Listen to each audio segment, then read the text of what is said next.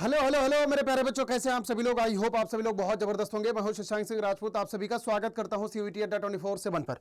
तो बच्चों देखो, फाइनली मैथ्स का पेपर हो चुका है खत्म और मेरे हाथ में बच्चों ये पेपर आ चुका है फाइनली मैथ्स का। और यार इस पेपर को मैंने डिटेल्ड एनालिसिस करा है बहुत ही अच्छी तरीके से, बहुत ही जबरदस्त तरीके से। अभी इस सेशन में मैं आपको समझाने वाला हूं अच्छी तरीके से कि आखिरकार आज के पेपर का जो एग्जाम लेवल है वो एग्जाम लेवल कैसा था, और इसके अलावा इसमें गुड अटेम्प्ट क्या है और कट ऑफ क्या है। क्योंकि लगातार बच्चों को बहुत ज्यादा पैनिक हो रहा है कि सर ये पेपर हमारा टफ था, लेंथी था कि क्या था। मैं आपको अपना ऑनेस्ट रिव्यू आपको बताने वाला हूं, क्योंकि देखो सीवीटी से मैं लगातार एक एक दिन बेटा मैं सीवीटी में जीता हूं, क्योंकि सीवीटी जब से जन्म लिया है तब से मैं सीवीटी पढ़ा रहा हूं। तो यार देखो, एक एक चीज जो भी मैं आपको बताऊंगा based on my experience, based on the previous year experiences, कि आखिरकार इस साल पेपर का लेवल कैसा था। अच्छी तरीके से आपको एक एक चीजें मैं समझाऊंगा और अच्छी तरीके से आपको सब कुछ मैं बताऊंगा कि किस बच्चे ने क्या करा होगा कि उसका पेपर सही गया होगा, या किस बच्चे ने क्या नहीं किया होगा उसका पेपर खराब किया होगा। पूरी की पूरी चर्चा बहुत ही कंसाइज, बहुत ही शॉर्ट में आपको डिटेल में समझाता हूं। सबसे पहली चीज कि जो हमारा मैथ का पेपर था यार, वो पार्ट ए और पार्ट बी इस टाइप से था। तो जो भी मैं चर्चा करने वाला हूं यहां पर, ये पार्ट ए, और बाकी मैं कोर मैथ्स की चर्चा करने वाला हूं जो कि मैं आपको पढ़ाता हूं। मैं यहां पे अप्लाइड मैथ की चर्चा नहीं करने वाला हूं।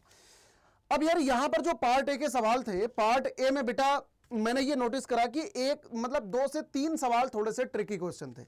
जैसे कि बेसिकली इंटीग्रल का एक क्वेश्चन था जो a-b वाला है, थोड़ा सा ये पार्ट ए में थोड़ा सा ट्रिकी क्वेश्चन था। और इसके अलावा जैसे इसमें एक प्रोबेबिलिटी का सवाल है, क्वेश्चन नंबर 5 जो मेरे से हाथ में सेट है, ये थोड़ा सा ट्रिकी था। अगर हम 2-3 सवालों को छोड़ दें तो बाकी सारे क्वेश्चन इसमें करने लायक थे। मतलब मैट्रिसेस डिटर्मिनेंट के तो शुरुआत के 3-4 सवाल एकदम ही आसान है। उसके बाद एओडी का क्वेश्चन इसमें आसान है। तो अगर किसी बच्चे ने इंटीग्रल जो है थोड़ा सा टफर साइड का था, मैट्रिसेस डिटर्मिनेंट आसान है, एओडी आसान, मतलब एओडी को एवरेज लेवल का कह सकते हैं। एलपीपी बहुत ही इजी लेवल है, मतलब एलपीपी के इसमें यार आई थिंक 2 क्वेश्चन है एलपीपी के, है ना। हाँ 2 क्वेश्चन है, क्वेश्चन नंबर 7 और 10, मतलब दोनों ही आसान है। इसके अलावा एवाई एकदम ही आसान है, क्योंकि सीधा सीधा आप एरिया निकालना है। डिफरेंशियल इक्वेशन तो यार सीधा सीधा ऑर्डर पूछ रखा है, ये भी बहुत आसान है। तो आराम से बेटा इसमें से अगर कोई बच्चा अच्छी तरीके से अटेम्प्ट करा होगा तो आराम से 13 सवाल तुम्हारे सही होने के पूरे चांसेज हैं। इक्का दुक्का सवाल भले ही गलत हो जाए। अगर मैं यहां पर पार्ट B1 की बात करता हूं, यानी कि कोर मैथमेटिक्स की बात करता हूं, जिसमें तुम 10 सवाल बेटा यहां पर छोड़ सकते हो, यानी कि तुम्हारे को 25 सवाल करने होते हैं।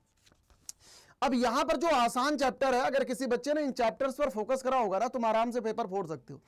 वेक्टर के सवाल इसमें बहुत ही ज्यादा आसान आसान सवाल आए हैं। रिलेशन एंड फंक्शन महा आसान सवाल हो तो तुम्हारे को रटा ही रहा होगा। आईटीएफ का बहुत आसान क्वेश्चन आया है। मैट्रिसेस डिटर्मिनेंट के कुछ एक सवाल थोड़े से कैलकुलेटिव है, लेकिन कोई भी ऐसा सवाल देखने को नहीं मिला जो मतलब बहुत ज्यादा कोई ट्रिकी सवाल हो, थोड़ी सी कैलकुलेशन थोड़ी मोड़ी। यार इंटीग्रल के क्वेश्चन बेटा इस पेपर में बहुत अच्छे अच्छे सवाल पूछे गए। मतलब अगर इंटीग्रल किसी को कठिन लगा है तो भाई तुम्हारी गलती नहीं है, इंटीग्रल सच में अच्छे सवाल पूछे गए। अगर थोड़ा सा दिमाग वाले सवाल पूछे गए। एओडी थोड़ा सा एवरेज है, मतलब एओडी को ना तो हम बहुत ज्यादा आसान कह सकते हैं ना तो बहुत ज्यादा कठिन कह सकते हैं। मतलब 2-1 सवाल आराम से करने लायक था। एक आधा सवाल अगर आपको कठिन लगा हो तो उसकी बात दूसरी है। इसके अलावा डिफरेंशियल इक्वेशन बहुत ही आसान आया है पूरे के पूरे पेपर में। प्रोबेबिलिटी के लगभग 3 सवाल ये B1 में पूछे गए, लेकिन उसमें से 2 सवाल करने लायक, क्योंकि वही प्रोबेबिलिटी डिस्ट्रीब्यूशन टेबल बना के वो निकालने वाली नौटंकी है, के की वैल्यू एंड ऑल। तो ये तुम्हारे टिप्स पर रहता है। एक क्वेश्चन इसमें थोड़ा सा चलो ठीक है ट्रिकी क्वेश्चन है। एलपीपी के आसान सवाल पूछे गए। 3D का थोड़ा सा एवरेज सवाल है। 3D में मतलब तुम्हारे को रटा हुआ होता है कि एक लाइन 2 लाइन के परपेंडिकुलर है तो डीआर कैसे निकालता है। एक क्वेश्चन 3D का थोड़ा सा मतलब थोड़ा सा कैलकुलेटिव था, जो डिस्टेंस फार्मूला वाला सवाल था, जो पैरेलल लाइन के बीच का डिस्टेंस पूछा हुआ था, थोड़ा सा वो कैलकुलेटिव था। लेकिन अब मैं यहां पर आपको समझाता हूं कि आखिरकार इसमें कितने बच्चों ने क्या किया होगा तो तुम्हारा गुड अटेम्प्ट होगा, कितनों लोगों ने क्या किया होगा तो तुम्हारा बैड अटेम्प्ट होगा। अब जरा यहां पर समझना ओवरऑल जो पेपर का टफेस्ट का जो पैटर्न है कि आखिरकार क्या चीजें आसान थी क्या चीजें कठिन थी। भैया इंटीग्रल थोड़ा सा इस पेपर का टफर साइड था। अगर आपको इंटीग्रल टफ लगा है तो ठीक है, कोई बात नहीं है, लेकिन ये सारे चैप्टर के बेटा बहुत ही आसान सवाल पूछे गए। Relation, function, ITF, matrix determinant, continuity, differentiability, एवाई, डिफरेंशियल इक्वेशन, वेक्टर और एलपीपी। मतलब इतने सवालों को अगर आप काउंट करोगे तो लगभग तुम्हारे 34 से 35 सवाल इस पेपर में बनते हैं। आराम से 175 नंबर तुम्हारा कहीं भी नहीं जाना है। अगर कोई भी बच्चा सच में अगर जेन्युइनली अच्छी तरीके से सॉल्व करा होगा तो तुम्हारा 175, 160, 175 नंबर आराम से इस पेपर में करने लायक था, अगर आप कॉन्शियसली इस पेपर को अटेम्प्ट करते तो। आई थिंक सभी मेरे बच्चों को अच्छी तरीके से क्लियर है। अब यार यहां पर आखिरकार पेपर में गुड स्कोर आप क्या मान सकते हो इस पेपर में? ऑन एन एवरेज देखो बेटा, गुड स्कोर तो पहली बात की कुछ नहीं होता, जितने ज्यादा तुम्हारे नंबर आ जाए वही आपका गुड स्कोर है, यहां पे गुड स्कोर की कोई लिमिटेशन नहीं है। लेकिन स्टिल अगर मैं अपनी साइड से ऑन एन एवरेज अगर बच्चों की मैं बात करूं तो तुम्हारे 160 से 170 नंबर लगभग तुम्हारा गुड अटेम्प्ट माना जाएगा। मतलब कि अगर तुम्हारे 160 से 170 नंबर आए हुए हैं तो कहीं ना कहीं तुम्हारा 99 परसेंटाइल तो मैथ में बन जाएगा इसमें। मतलब पेपर इतना भी ज्यादा लल्लू पेपर नहीं है, अच्छा पेपर है, लेकिन क्योंकि 35 में से 10 सवाल हमारे को छोड़ने होते हैं तो हार्डली मतलब वही 10 सवाल 12 सवाल के करीब थोड़े से ऐसे क्वेश्चन थे जहां पे थोड़ा सा आपको दिमाग लगाना पड़ता, ये अलग पैटर्न के सवाल थे। तो अगर इंटेलिजेंटली अगर आपने सवालों को छोड़े होंगे तो बेटा आप आराम से 160 170 नंबर तक अच्छी तरीके से स्कोर कर सकते हो।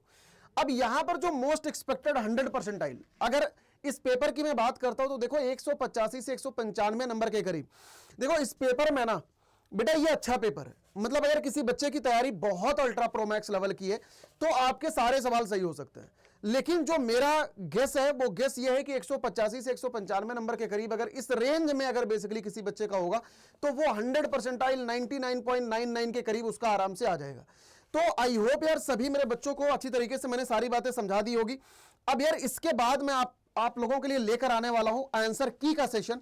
ये पूरा पेपर मैंने खुद ही सॉल्व करा, एक एक आंसर बेटा हम लोगों ने निकाल रखे हैं और अभी थोड़ी देर में आपको देखने को मिलेगा जो कंप्लीट मैथ की जो आंसर की का जो सेशन है बेटा वो बहुत ही क्विकली मैं आपको डिस्कस करूंगा। हर एक सवालों को एक एक क्वेश्चन का आंसर आपको बता के जाऊंगा, तो अच्छी तरीके से अपनी कॉपी को मिलान कर लेना क्योंकि आप लोगों के पास कॉपी होगी। आई होप यार आप सभी बच्चों का पेपर बच्चों बहुत अच्छा गया हो। Thank you so much watching this session. और यार कमेंट सेक्शन के अंदर जरूर बता के जाना बेटा मैथ का पेपर आपका कैसा गया, आखिरकार एक्सपीरियंस कैसा रहा, मजा आया कि नहीं मजा आया, कितना स्कोर बन रहा है। अभी मैं थोड़ी देर में आंसर की आपको रिलीज करूंगा, अच्छी तरीके से आंसर की से मिलान करना। लेकिन यार उसके पहले इस वीडियो के नीचे जरूर बता के जाना आखिरकार आप कितना स्कोर एक्सपेक्ट कर रहे हो और आखिरकार आपका पेपर कैसा गया। So thank you so much, all the best सभी मेरे बच्चों को। आंसर की से मिलान करके जरूर बताना मुझे कैसा गया पेपर, और यार कम से कम इतना लिख के जरूर जाना कि आखिरकार मजा आया कि नहीं। ठीक है, गॉड ब्लेस यू ऑल। सभी मेरे बच्चों को पैनिक करने की बिल्कुल जरूरत नहीं है, अभी थोड़ी देर में आंसर की मैं रिलीज कर रहा हूं, अच्छे तरीके से देख लेना। God bless you all, take care बेटा, ऑल दी बेस्ट।